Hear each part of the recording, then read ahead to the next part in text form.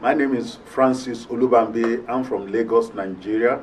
We started GLS about 5 years ago because of the need for leadership development in Nigeria, and we started with a site in Lagos, and ever since then we have been riding on with GLS.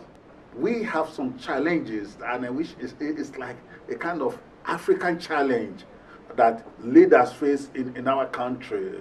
Challenges of trying to be above everyone, try to know more than everyone, try to dominate and try to control. We have that kind of challenge. We have challenge of ignorance, that so many leaders don't really want knowledge.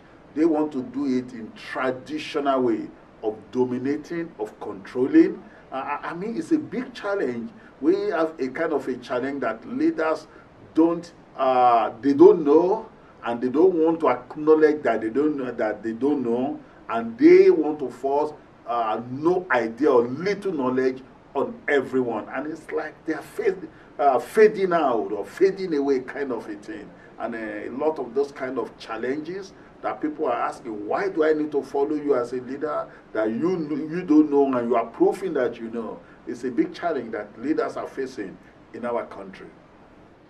You know, when we started GLS 5 years ago, it was only one site, and this year we'll be having 17 sites. The question is this: why is it that people really accept GLS, they embrace GLS? You know what? When truth is truth, no matter where it comes from, no matter the medium that it comes from, the GLS, the truth about GLS is it helps pastors, it helps leaders to develop. People, leaders saw the real need of it. They saw the transformation that it brings to life.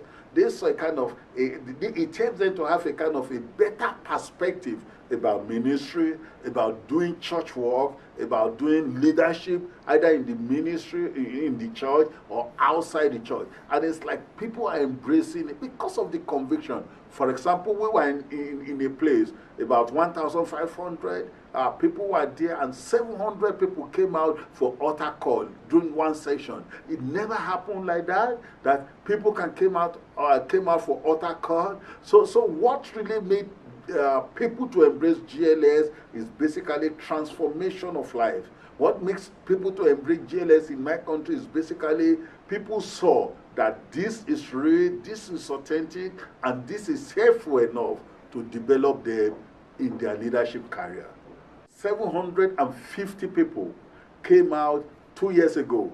Out of 1,500, 750 people came out for GLS. Nobody asked them to kneel down on the altar, and they were all kneeling down on the altar saying, God, help us. It never happened. I mean, because so many leaders in our country are very proud, but this one, the words that day, I mean, broke every barrier in their heart, and you see them on the floor asking God to help them. So that never happened. So it's like it's God's kind of a thing. It's God that is orchestrating the movement. And there's nothing we can do about it. My number one prayer for GLS this year is that God will move in an unusual way. That there will be conviction, there will be transformation, that all those barriers in the heart of people, the ego kind of a thing, that God will bring them, and people will know that leadership needs to be done in a way that God has ordained it. Not in African thinking, not in our traditional thinking, but in God's way. Leadership needs to be done in God's way.